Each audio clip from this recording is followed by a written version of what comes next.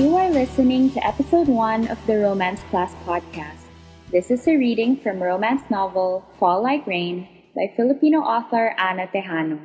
Ana's book is available as an ebook on Amazon and other retailers, and print copies may be ordered from the author. A link to purchase the book will be included in the show notes. In this excerpt, Rachel Coates will be reading as main character Rain, and Gio Gahol will be reading the role of Mark. This was recorded at the Study by Enderan in Podium Mall, Ortigas Center, Metro Manila.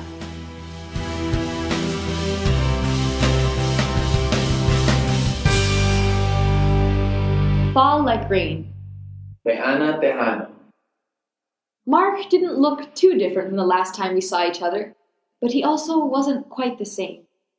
I knew 6 months was enough time for someone to change, especially after a breakup, so I shouldn't think too much about this. I couldn't help but wish, though, that these changes, his punctuality, his outfit, and the way he moved and spoke, weren't just because his last serious relationship ended, but because of me. That he was so excited to see me that he was really prepared for this, just like I did. Too bad the burritos at the college canteen are gone now, I said wistfully as I started piling the empty paper plates on top of each other. I love those. But if we had that, I don't think we'd have had room for the pesto rice, Mark said, nudging the empty carton that still smelled of olive oil and basil. It had been one of our favorite meals during college, and it was only available all the way on the other side of the campus. You have a point. I glanced up at him, and as soon as our eyes met, he smiled. And for the 5th time that morning, my breath got caught in my throat. Mark's eyes, dark brown, framed by long lashes, had always been my favorite part of his face, especially when he smiled. It was as if there was a switch he turned on every time his lips curled upward, and his eyes just lit up, like he was just overflowing with sunshine and joy, and his smile opens the windows of his eyes for me to see that inside of him. He had this super cheerful vibe ever since he picked me up this morning, and he smiled widely every time our eyes met. It was hard not to stare at him because of that. And sometimes, when I looked at him long enough, my heart starts to pound. I feel all these flutters in my stomach, the same things I felt when we danced on my 18th birthday. I almost forgot how that felt because I'd buried it so far inside me when Mark got into his last relationship. The fluttering in my stomach started again as he smiled at me. So I forced myself to look away. I pulled my legs out from under the table and moved so I could stretch my legs on the bench beside me to give myself room to breathe from all the food. I closed my eyes a little as I leaned back and tilted my head to face the afternoon sun. And then I remembered something. Oh, but do you remember that yummy steak we had once after PE class? I heard the place is still open. It's still alive? How could I have forgotten about that? Do you want to go for it later? Who knows if they'll still be here the next time we go back. Yeah, later. I don't think I could eat anything anymore, I said, eyes still partly closed. I think I just gained back all the weight I lost from before my brother's wedding. No, you didn't. Mark replied. I was about to roll my eyes at him, but then he added, Hey, you don't need to lose any weight anyway. You look great. Especially today. Warmth crept up to my cheeks with this compliment. After logging out of the chat last night, I combed my closet for an outfit for today. Something that wasn't my usual formal office garb, but a little dressier than my casual weekend getup. I didn't think we were going on a date, but I just wanted to look good. I eventually settled for a long, bright yellow top, black jeans, and ballet flats. My hair hung down in loose waves, an effect from yesterday's hairdo, even after I'd washed it off. I even put a little bit of makeup on. I didn't expect him to notice because in the entire history of our friendship, I never asked his opinion about my clothes or how I looked. It was nice that he noticed, unless he was just saying that to get on my good side, but why would he do that? Well, thank you, I said when he put his water bottle down after taking a drink. I felt like the answer wasn't good enough, so I added, You look good too. He gave me a long look, and I suddenly felt self-conscious. Did I say too much?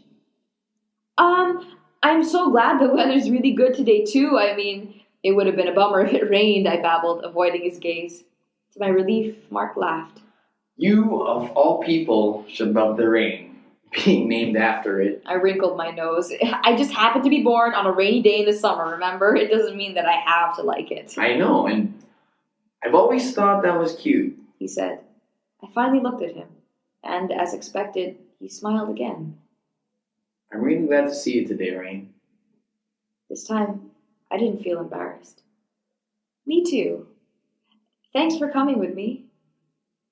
A bit of comfortable silence followed after, and I watched Mark from the corner of my eyes. Despite all the things we talked about since yesterday, there was still one topic that we hadn't really touched. It was briefly mentioned last night, but he changed the topic soon afterwards. Mark? I hesitated. So, what happened to you and... He glanced at me before reaching up to pinch the bridge of his nose, a mannerism he had whenever there was a difficult topic in the conversation. I wondered just how much he was still affected by the breakup. He sighed before speaking. It just didn't work out. Why? I mean, who broke up with whom? Did you or did she? It was a mutual decision. He said after some time. He paused again and then shrugged. Okay, I think maybe I said it first, and then she agreed. No ugly fights? Mark shook his head. No. It was quite a low-key breakup. It was definitely not what I was expecting. He added with a chuckle. We didn't talk about relationships much in the years of our friendship, except whenever one of us was brokenhearted, and even those weren't discussed in detail. I don't know why. Until early last year. We're both still single. I hadn't gone out with anyone because I was too busy at work, and it was also the same case with Mark as far as I knew. We were finally getting settled in our respective careers when he suddenly asked about love and romance. I was surprised, but because we talked about almost everything, I answered his question. From then on, we talked for hours on that topic alone. Sometimes he invited me to watch a romance movie, and then we discussed it at length, which led to discussing things like qualities we look for in someone, weddings, starting families, and all that. It was an unexpected change in our usual conversations, and my feelings for him suddenly resurfaced. I guess I expected a lot after that, because why the sudden fascination with the topic? I thought maybe there would finally be something. Like, maybe he was testing the waters so he could see my reaction to these things. Mark seemed serious when we were talking, like he was ready to settle down with someone, and I started hoping that that someone was me. And then he met her. Did you ever think that this was going to happen? I asked gently. It wasn't like we hadn't been through breakups before, and I knew that no one ever comes into a serious relationship expecting that they will break up eventually, but I wanted to ask him because of all his past relationships, she seemed to be the one for keeps. Why would he pursue her after all that talk about love and romance and settling down if they would just split up? Mark shrugged. I didn't. He hesitated, and then he looked at me from the corner of his eye. He took a deep breath before continuing. Well, it just happened. I'm sorry, I can't explain. Several questions flitted through my mind. It just happened? Just like that? What exactly happened? What didn't work? And how can he be so sure? Why didn't you tell me about it? I asked instead. There was a longer pause, and I wondered if I had suddenly overstepped my boundaries. But I can ask that, right? He was my best friend. There was nothing wrong with that. Well, I tried to catch you online, but you were never around. Mark finally said. I didn't know if I could call you because you always seemed busy. I tried to see you at work, though, but I never caught you there either. Those were all true. Really? But I saw you on my birthday. Well, you were busy, and I didn't want to give you sad news on your birthday. I looked at him. I wanted to tell him that he could have called me, he could have tried harder, he could have done more to tell me about it. He could have, but he didn't. That kind of stung. But then, would I have talked to him willingly about it back then, even if he tried his best? I wasn't sure. But I also had a feeling that Mark wasn't telling the whole truth, and that there was something more to the story than he was telling. How can I ask him when it was such a sensitive topic, not just for him, but for me? How can I ask him that without burying my heart? So how about you, Rain? he asked, after I'd been silent for a while. Are you seeing someone? Should I be wary of a jealous boyfriend who wouldn't want to see his girl with her guy best friend? His tone was a lot less subdued than earlier.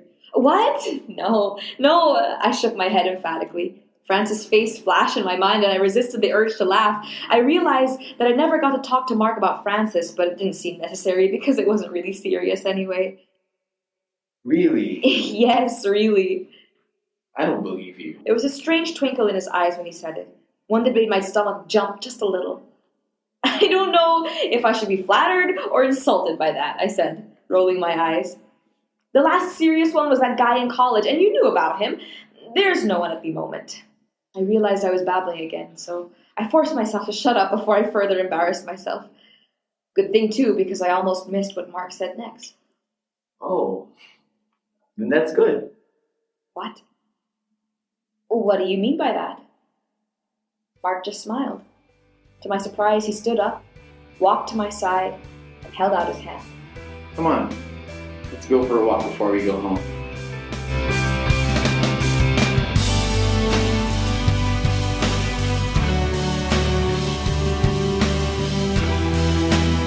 Thank you for listening to our excerpt from Fall Like Rain. We hope you enjoyed it, and please check out the book. Subscribe to our podcast to hear more romance novels by Filipino authors.